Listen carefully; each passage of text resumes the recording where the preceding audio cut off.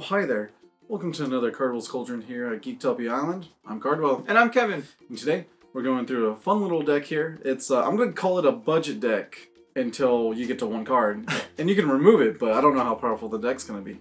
But it's pretty fun, and I don't know. We'll see how it goes, right? But before we do that, we'll go ahead and remind you that we do have a Patreon.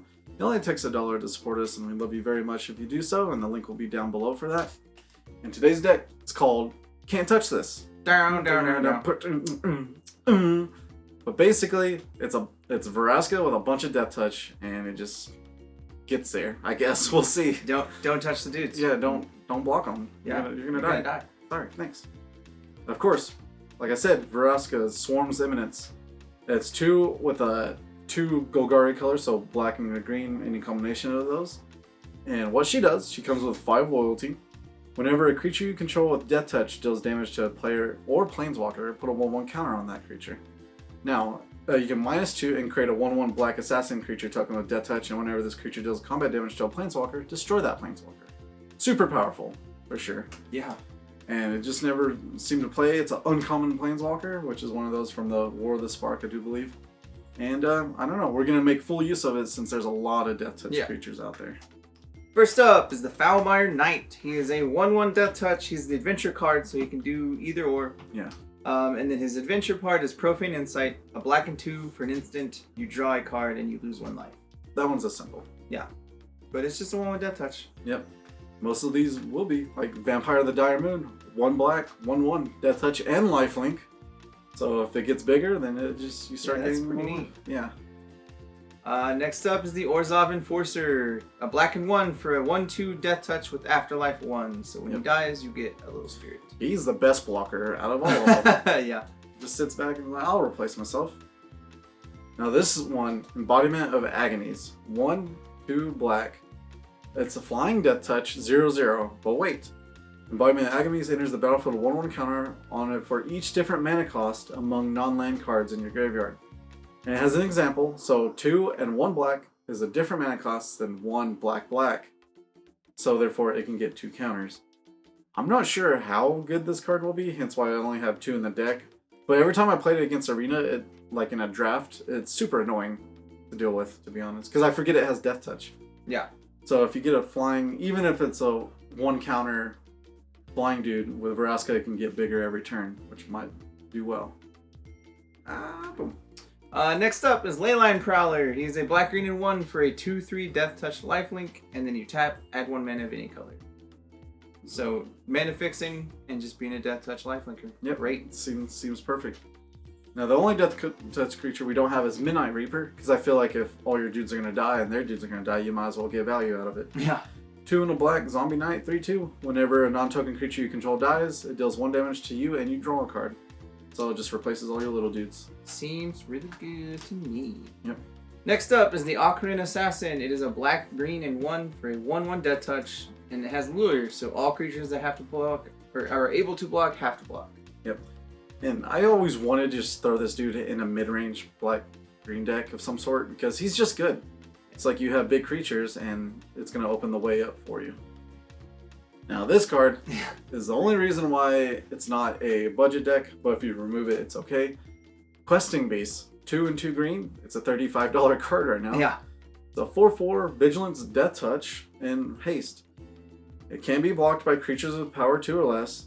Combat damage that will be dealt to creatures you control can't be prevented. And it deals combat damage to an opponent. You can deal that much damage to a target planeswalker that player controls. So what does this do not do? yeah, exactly. And with Vraska, I'm going to assume with that wording it does 2 counters on it, but I'm not, because it deals damage to the planeswalker. When Vraska says deal damage to a planeswalker or player, you get a counter on it. That's so cute. You just come in swinging, get a counter, and maybe 2 counters. Yeah, Questing Beast is silly. Yeah, ridiculous. Next up is God-Eternal Rhonas. He is 2 green and 3 for a 5/5 Deathtouch zombie god. And when he enters the battlefield, double the power of each other creature you control until the end of turn. Those creatures gain vigilance. And then when he dies, you put him 3rd from the top. Yep. He's super good in this deck because he gives you the ability to swing in and kill their dudes and not have to tap, so you can kill their dudes on the swing back. Yep. And hopefully, at least your dudes have like 1 counter on them, so it doubles their power, and they're like, oh, am I going to take 4 or block and die? Like, who knows with that for sure. And the fact that it's Death Touch as well. Alright, the spells, just simple stuff. We have Assassin's Trophy. It's a black and a green. Destroy target permanent an opponent controls. Its controller may search their library for a basic land card, put it in the battlefield, shuffle your library. It's an instant as well. I found out that there's not really much black kill anymore except for Murder and Murderous Rider. And Murderous Rider doesn't have Death Touch, so not a theme. Yeah. So he doesn't get to be in here. He doesn't get to be in here, sorry. Next up is Rabid Bite. A green and 1 for a sorcery. Target creature you control deals damage equal to its power to target creature you don't control. Yep. So fight bear one way with my Death Touch dude. Exactly. Thanks. I didn't really want to put Prey because I don't want to lose the dudes. And for 1 more, you get to just kill a dude. Just instantly. That is pretty strong. Yeah. And that is it for the spells with plus Vraska, of course. But we'll get into the lands here. We have a few special ones. So we have, of course, 4 swamps. Then we have 4 overgrown tombs, 4 Temple of Maladies, or Maladies, whatever you want to say. And then we have Castle Locthwain. So basically, it comes untapped if you control swamp. And then you pay 2 black and 1 tap, draw a card, and then you lose life equal to how many cards you have in your hand. So hopefully it's just essentially 1. It just helps you out if you dump your hand. And then we actually have Karn's Bastion.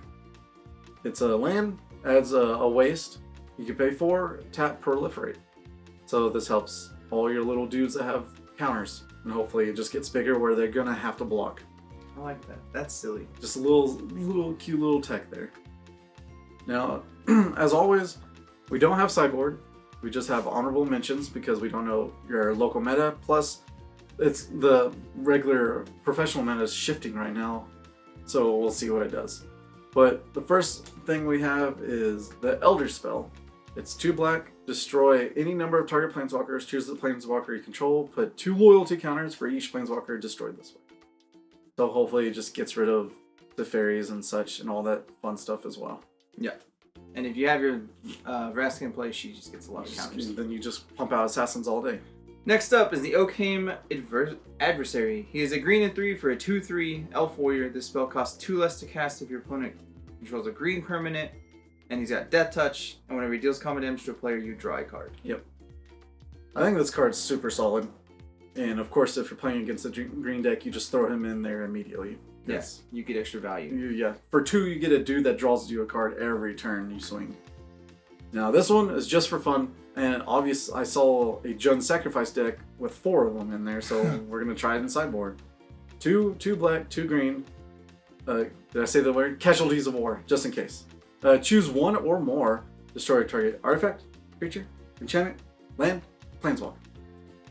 So, just, yeah. Sometimes you want to hate the board. Yeah. And this card does that. Some people just want to see the world burn, and this is it. Yeah, definitely this card. Yeah. So that's going to be a cute little quote-unquote board wipe for this deck. With that, I feel like it's super fun and solid, and I can't wait to play it in Arena Brawl and see how it is. And most of it's, like I said, pretty cheap. Like, not really that many rares except for Questing Beasts, so hopefully you already grabbed those for sure. Alright, with that, hopefully you enjoyed your stay here at Geektopia Island. The deck list will be down below. You have a good day. Later! Bye!